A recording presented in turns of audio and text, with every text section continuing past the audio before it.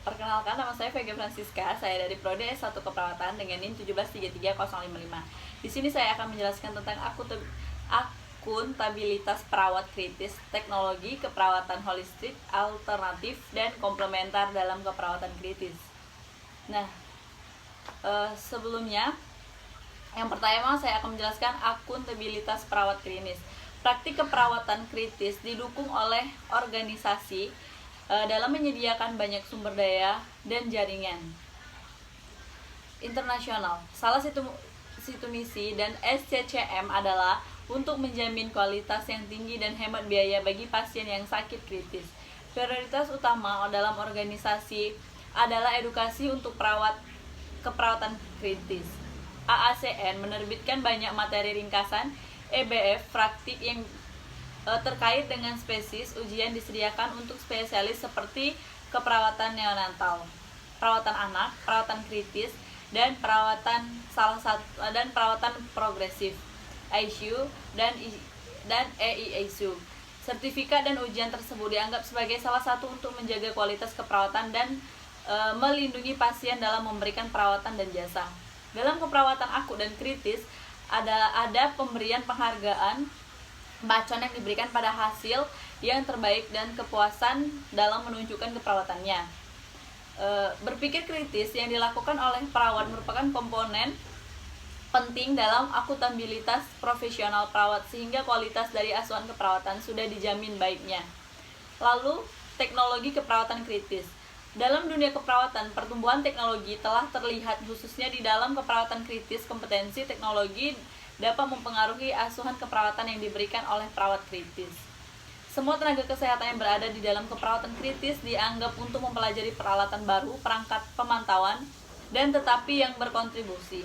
Contohnya adalah perkembangan HER yang dirancang untuk menangkap data yang berguna untuk pengambilan keputusan sehingga dapat lebih efisien dalam penyedia layanan kesehatan. Dalam nyatanya ada banyak sekilas data tetapi tidak diterjemahkan sebagai informasi yang digunakan untuk pengambilan keputusan. Untuk alas dan isi perawatan kritis terlibat dalam seleksi, percobaan pendidik dan evaluasi di setiap teknologi. Kriteria awal yang dapat digunakan dalam menilai teknologi baru adalah evaluasi klinis, kekosongan klinis, biaya tambahan, dan keamanan. Namun pada penelitian ini dilakukan Agreni dan Islami mengatakan bahwa partisipan lebih memiliki untuk meminimalkan efek negatif dari penggunaan teknologi. Dengan kata lain, perawat dalam perawatan tidak harus mengandalkan mesin atau teknologi. Lalu holistik keperawatan klinis. Holistik keperawatan klinis adalah keperawatan yang dilakukan secara utuh atau menyeluruh untuk meningkatkan kesehatan dan kesejahteraan individu, masyarakat, dan lingkungan. Kata holistik berasal dari bahasa Yunani atau holos, yang berarti satu kesatuan yang utuh, lebih dari atau bukan hanya merupakan gabungan dari beberapa komponen penyusun. Asosiasi Perawat Holistik Amerika 2007 mendefinisikan bahwa komponen holistik sebagai praktik keperawatan yang menekankan pada penyembuhan dari pasien secara utuh yang meliputi aspek badan, jiwa, dan pikiran.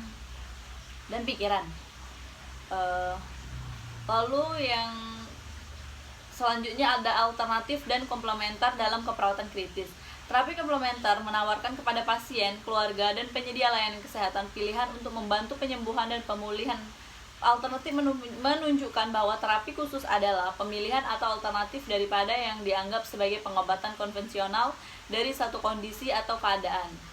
Istilah alternatif dan komplementer sudah digunakan selama beberapa tahun. Alternatif adalah pilihan atau alternatif daripada yang dianggap pengobatan konvensional suatu keadaan atau kondisi, sedangkan komplementemen jelaskan